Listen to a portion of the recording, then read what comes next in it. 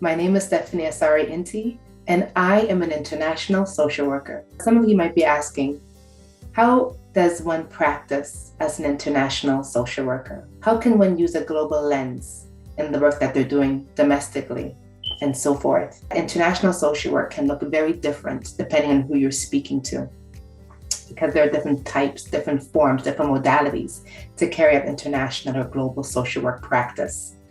And I have a narrative that speaks to my experiences over the last 20 years, having worked abroad, but also doing international work domestically and so forth.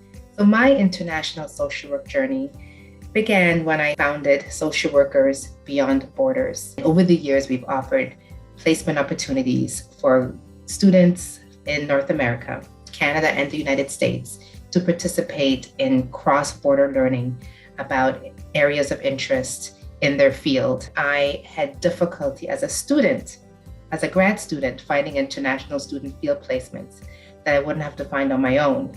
They weren't built into the curriculum. They weren't built into the placement option. So I had to do a lot of research to figure out where to go and how to get there and how to stay safe in countries that were unfamiliar to me. And I realized that if I'm having this issue, there might be other graduate students or even undergrad students who are having challenges identifying, locating, and matching placements to their area of interest. And where we are now is really trying to better support our social workers in self-care. And so being able to offer self-care packages for social workers to be experienced in different cultural contexts, to get an experience of that country, to better understand how they practice self-care, and then of course immerse ourselves into that experience as well. In my career overall, I've always looked for opportunities where I can make an impact and where I can help to solve a global issue. And so I started working with the United Nations Joint Program on HIV and AIDS, which was at the time, my duty station was in New York City. And I had an opportunity to work directly supporting member countries around the world who were implementing, scaling up their HIV policies, support, treatment access, and clinics, as well as psychosocial support for those who were directly impacted. My work later on moved towards the World Bank Group, headquartered in Washington, D.C. There's a specialized program called the Domestic Abuse Prevention Program, where I am a clinician and I serve with a group of skilled clinicians who support the World Bank and IMF staff related to issues of domestic abuse. I also serve proudly on the International Committee of NASW, which is an opportunity for anyone to be able to present at international and national conferences, collaborate with colleagues globally, and to be a voice in the international arena when it comes to issues impacting social workers. I would like to offer the opportunity to hear from others who have identified themselves as practicing and being engaged in international global social work. I'd like to show you and demonstrate for you what international social work, what global social work can look like from different lenses, from different experiences, and from people in different parts of the United States. And so we have professors, researchers, direct practitioners, students, scholars to better educate, inform, inspire, motivate others to begin to see themselves as international social workers. The things you're going to hear about aren't necessarily new, but it charges us to refocus our lens and to start looking at social work in a way that decolonizes sort of the perpetual myths and ideologies that sometimes surround it, to start looking at it from different centric views that are not rooted in Eurocentric ideals. It causes us to look at our own ability to operate from a place of cultural competence and cultural humility. And it also gives us an opportunity to practice self-reflection and self-care, which are important components of international social work. Who better to tell the story than fellow social workers who are practicing, who are living, who are doing, who are writing about international social work in ways that are going to be inspirational and serve the purpose of the call to action, which is now. So let's take a look.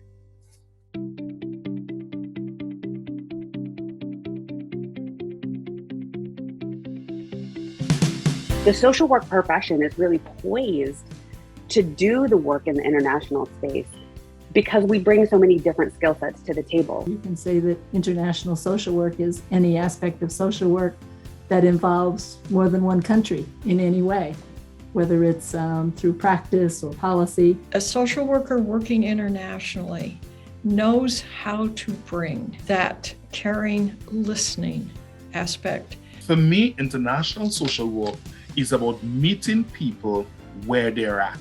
So I can learn who they are. I can learn about their food, their culture, their background, their experiences. That to me is empirical. That to me is reality. That to me is authentic. When we open ourselves and we hear the stories, and, as social workers, we're empathic.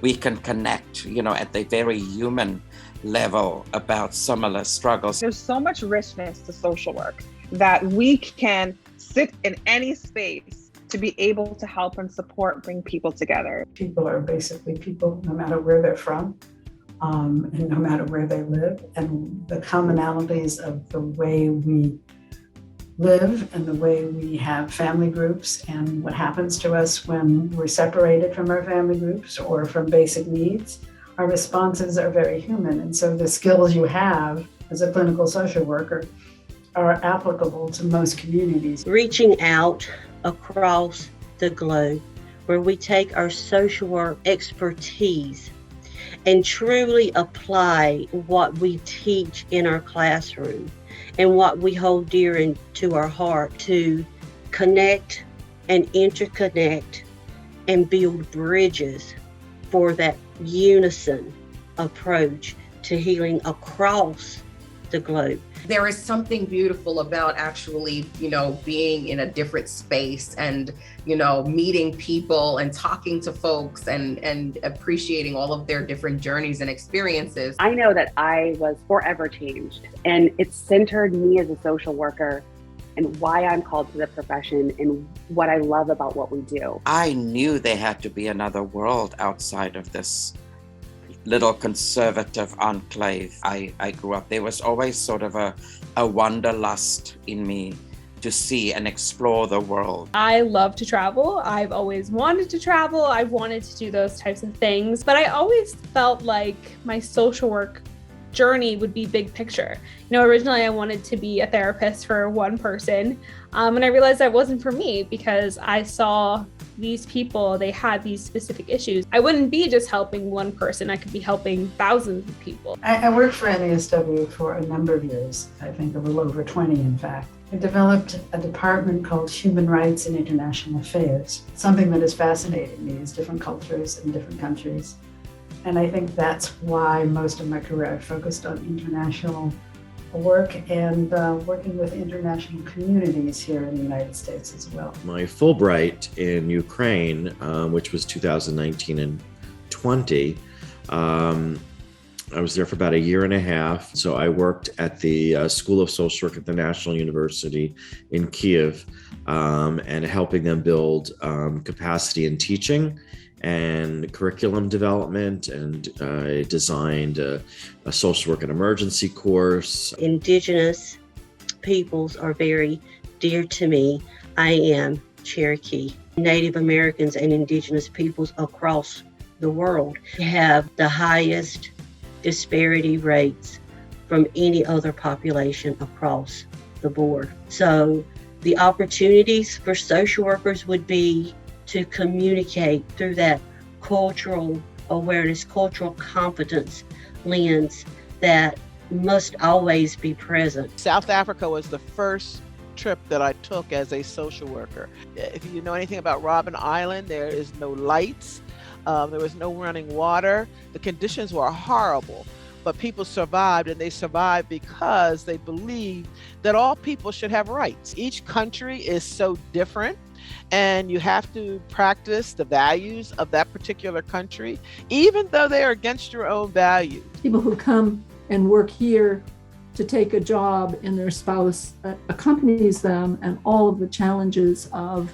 family relationships and adaptation and mental health that go there. So again, to do that work, you have to be very knowledgeable about cultural practices, about dynamics, about the whole process of how does somebody move from one place to another, and what are all those challenges. We need to have some level of understanding and being willing to learn and to listen, just not passing judgment on individuals. At the end of the day, when we think about the dignity and self-worth of the human being, that's no matter what color you are, what your passport looks like, and what languages you speak. We look at work with a trauma-informed lens, and a lot of that is an international journey lens, that we can't make assumptions, of who we think people are. They come here looking, and the lens is different.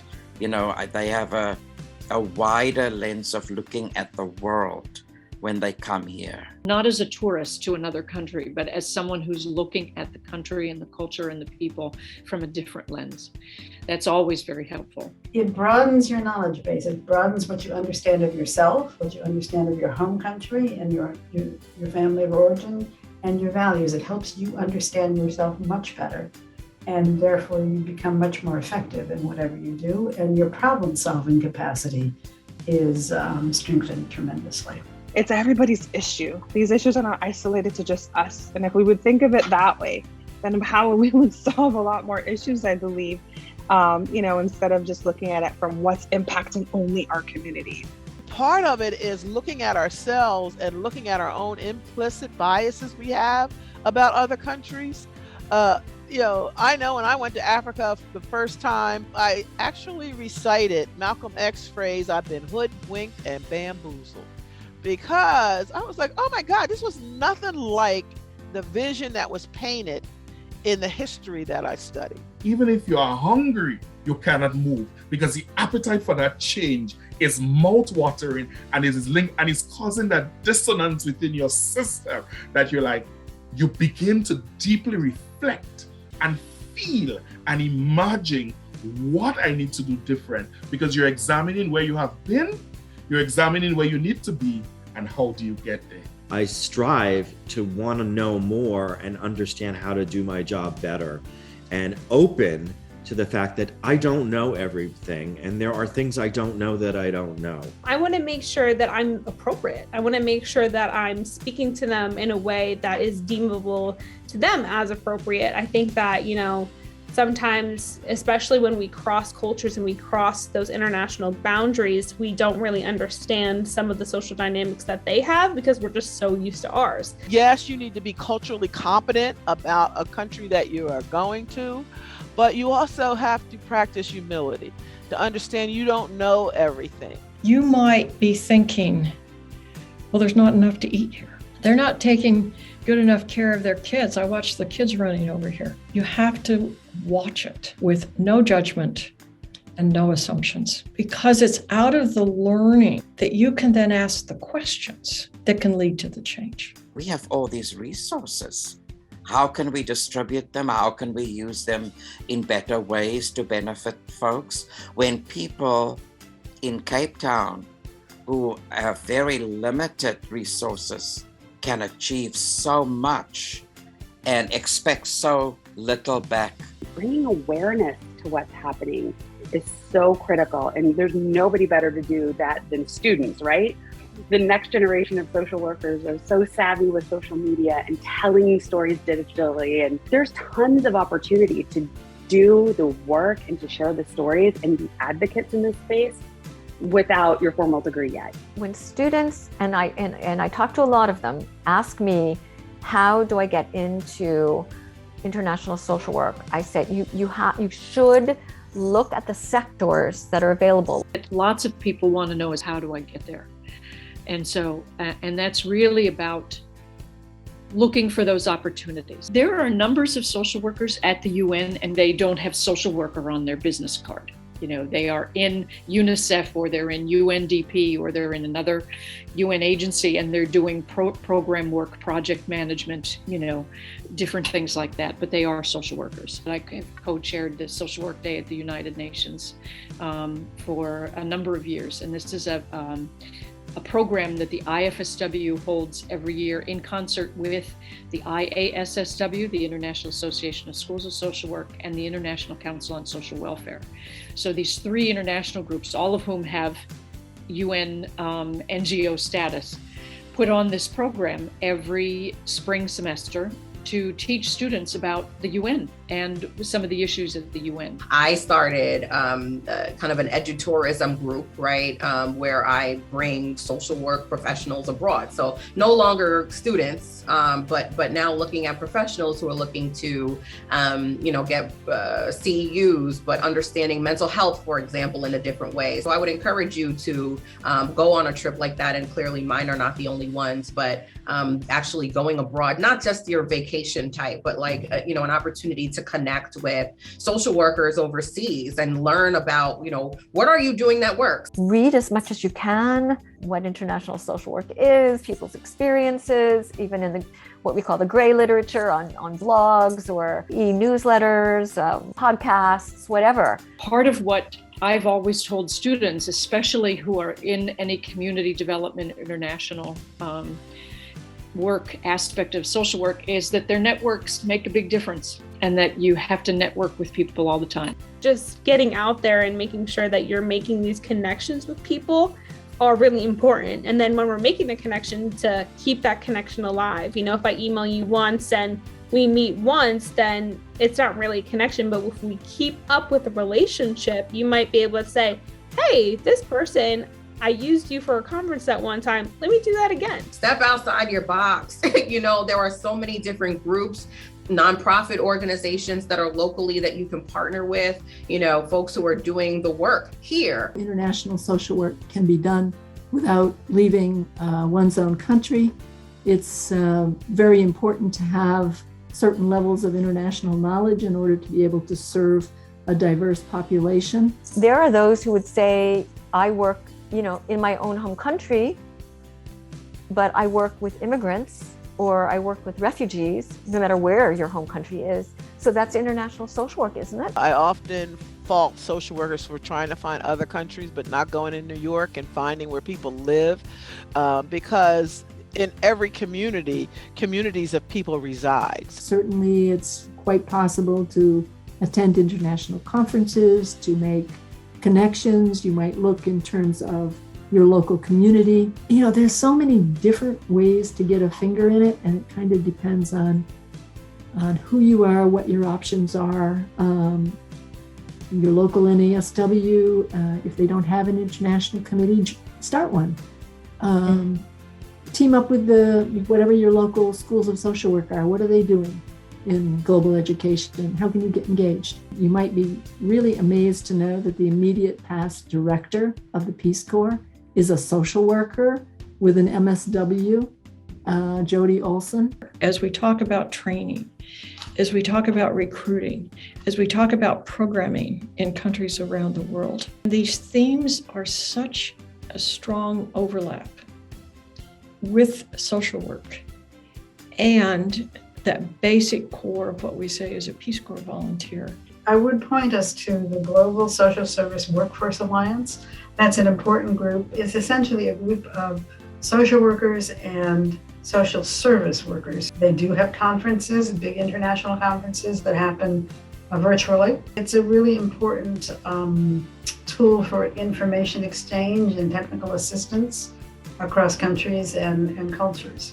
And it's a really rich resource. I think a lot of us have this, we're a student, we have this major imposter syndrome to think that, we can't get into these roles because we're not good enough, or we don't have the right skills yet, or we don't have what we need to do that. But apply, you have to believe in yourself, and you have to make sure that you understand what you can put forth. New graduates are like, do they know that I don't know anything? That sort of fraud complex. But that's exciting, because just be a sponge and keep asking those questions and, check out with your peers, your mentors. Again, just be open. We can really, move across barriers and support each other in the work that we're doing too. We don't have to be alone, because we have a really big network when we open ourselves up to others. We all want to accomplish that same thing, transforming lives. We all want to help. We all want to make things better for other people. And so what we have to do is make sure that each evening we, number one, pat ourselves on the back for going about and doing this work. It's a heavy lift. I often, when I'm talking to people and people say social work is hard, daggone tootin', it's hard. But you can make progress with it. The medicine wheel has existed within our world for over 10,000 years. Those traditional ways of healing and nurturing and coming back together. When we can find a way to take the circular approach and weave it into the linear practices, we're going to be so much more successful. We are only as good for our clients as we are for ourselves. We can only go so far for our clients as we will for ourselves. If you're passionate about it, like anything, you'll keep at it and you'll figure it out. We're much further along than we were 20 years ago. We've made a lot of steps.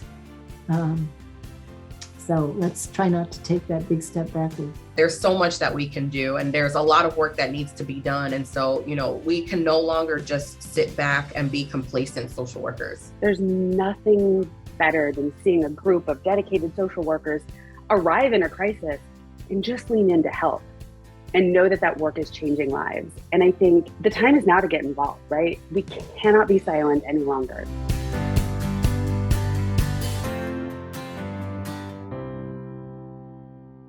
And so there you have it. Here are some different yet complementary perspectives of what global social work looks like. I encourage you to go deeper, to learn more, to see yourself as an international social worker, and to become familiar with the sister organizations that overarch the work that we're doing and the global agenda that has been set forth for all social workers. And so I encourage you to learn more about the International Federation of Social Workers, the International Associations of Schools of Social Work, and the International Council of Social Welfare, where you can either sign up as a member or as an organization, as a university or an educational establishment. There are opportunities for everyone to get involved, because the time for international social work is now.